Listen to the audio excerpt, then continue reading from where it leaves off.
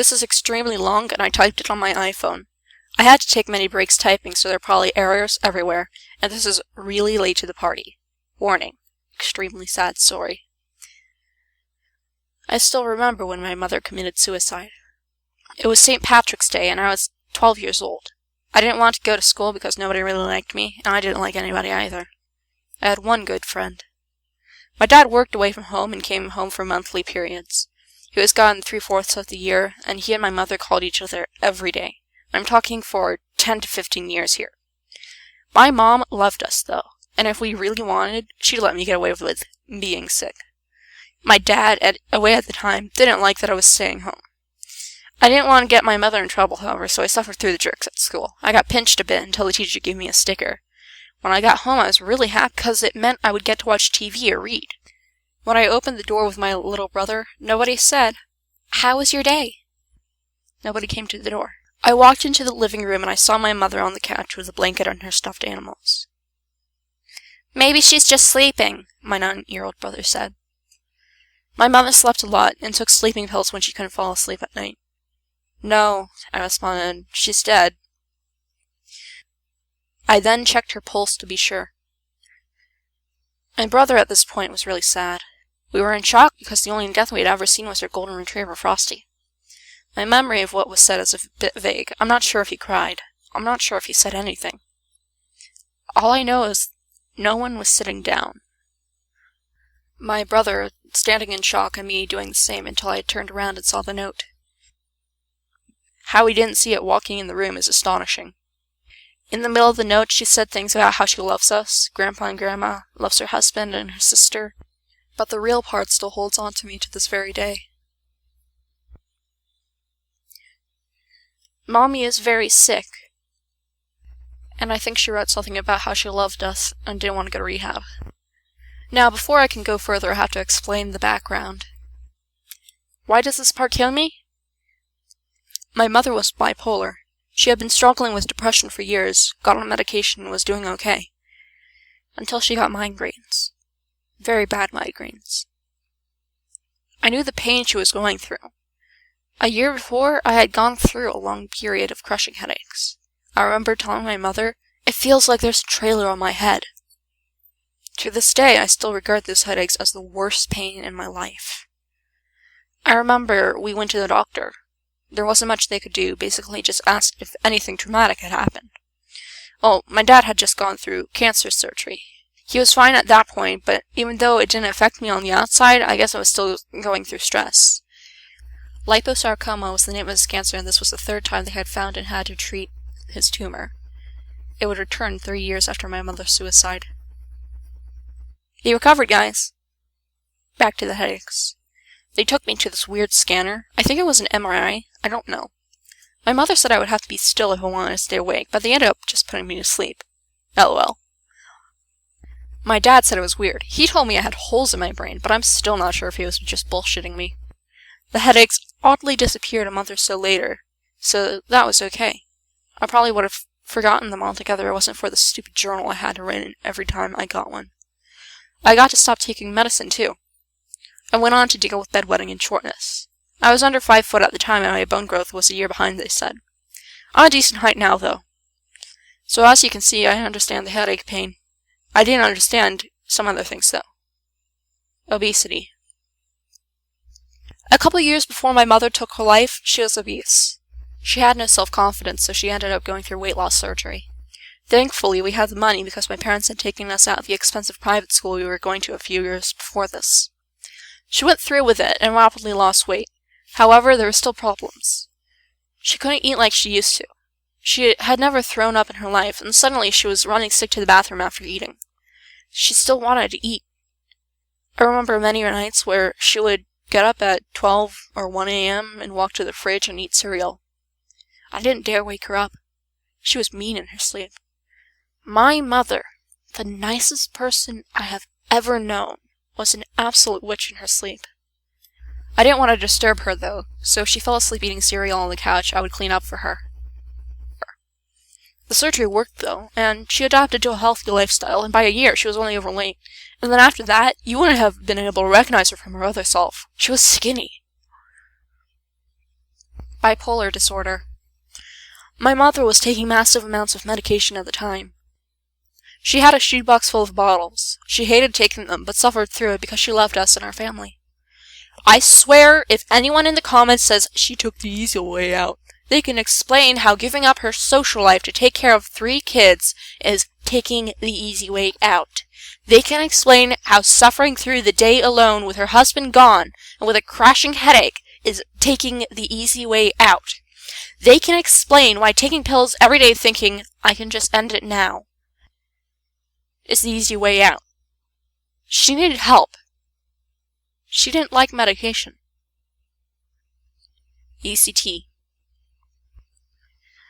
My mother started taking ECT to deal with her depression. Her therapist had recommended it as her last resort. I remember Grandma and Grandpa watching us go to school because she was gone taking treatment. They didn't work. In fact, for us, they made things worse. She lost her memory and had to keep a diary to keep this straight. I don't know if she loved us the same way she did before them, but I like to think we are too important to forget. Every time she took one, she lost her memory. They were supposed to come back, and they did, but vague, with pieces of the puzzle missing. I remember crying one night because I knew Mommy was going to lose her memory again. Hoarding. My mom liked to sell on eBay, and she took the time of going to auctions, bidding on items, and selling them online. Maybe we'll get rich this time, she always said. My dad never complained. She had had gambling problems before until she conquered those, and this was a much, much cheaper habit. A lot of times, though, her stuff didn't sell. She liked to collect books and records, and I have fond memories of looking to see if the records were worth anything in some antique record book. They never were. The stuff began to pile up, and one day there was a whole room full. It stayed in the room, though. She controlled it to an extent. I don't know what would have happened if she never took her life. Drinking. Until a few months before my mom took the pills, she began drinking. The first drink since before we were born. She got drunk. But only when we were at school. She was always sober when we were home. Hungover, but sober. She had alcohol in her room's bathroom. I pretended I didn't know, but I did.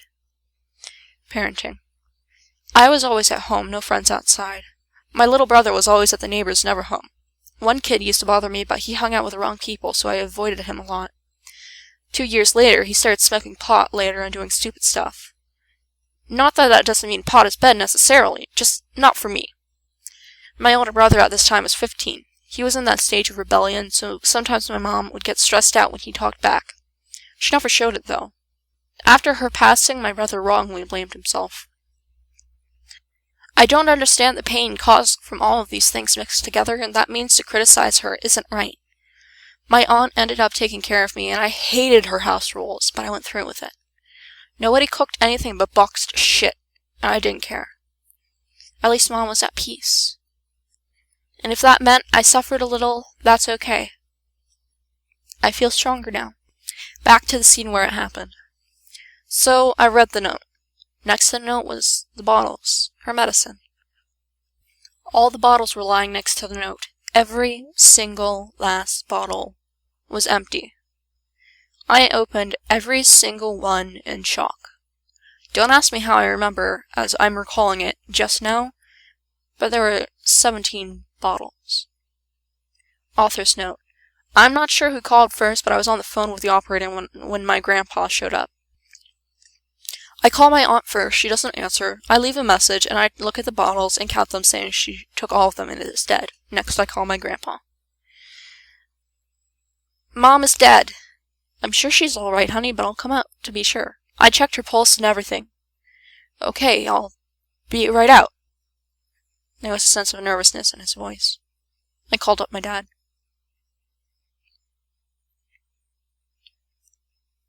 Mom's dead. Boy, way to let him know easily. What? Are you sure? Did you call 911? This is actually kind of weird. I was so in shock about it happening, I didn't even think about calling 911. I mean, I knew she was dead. What was the point? To get rid of the body, dumbass. So I called 911. She asked what the problem was. I said, my mom is dead. I checked her pulse. She asked if I had a defibrillator. I didn't know what that was, so I said no. She asked where I live. I told her, and this is vague, but she asked me to stay on the line and ask what her age was. I didn't know, so I guessed, and I said a year younger than what it actually was. Even after your death, I was complimenting you, Mom. After I answered that, my grandpa came through the door, ran into the room, and I gave him the phone after saying I called 911. She said something to him, and he responded, "I don't know what to do, damn it!" The paramedic showed up next. They moved the chair, laid her on the ground, and checked her pulse. Even though she knew she was dead at that point. Putting a spoiler here if you're really curious. Be warned, not for the crazy. Her mouth was open, and all of it was pale blue. Her face was a pale white, and her eyes were closed. I guess she was sleeping when she died. A few minutes passed by. I went and grabbed a towel, went into my parents' room and cried. I hadn't even cried yet. I cried for a few minutes and came back into the room. My aunt came through the door and said she was sorry she couldn't answer her. She came as fast as she could. I later found out my cousin took her down the 40-mile-per-hour road at 70 miles per hour. So they take my mom, and my brother and I go outside. Our neighbor came and sat down and talked with us. He heard of the ambulance. I think that was some of the most genuine kindness I have ever received. I had never spoken to him before. After that, we came to our aunt, who was in tears, and drives us home. When we get home, she tells us in tears, "I'm sorry I'm always the bearer of bad news, but your mother is dead. Your father took a plane ticket. He'll be home by tonight." He was home in like 5 hours. Crazy. My older brother got picked up and told his mother was dead. My dad came home. He just cleaned.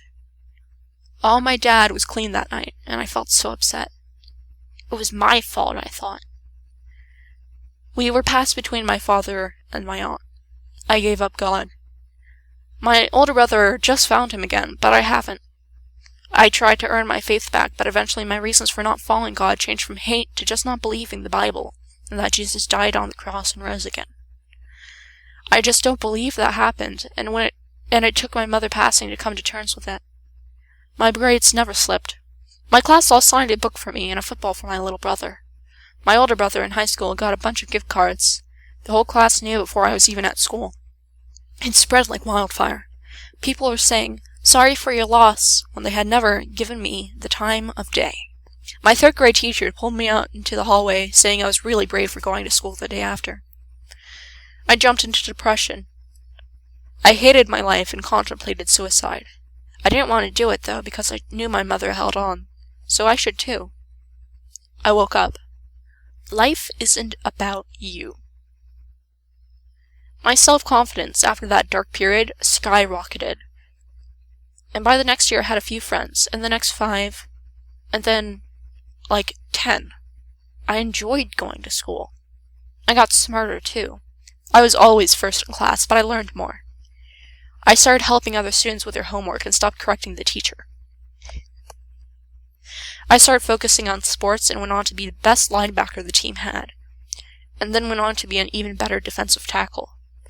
I saved us the game many times, and I felt useful. I grew stronger.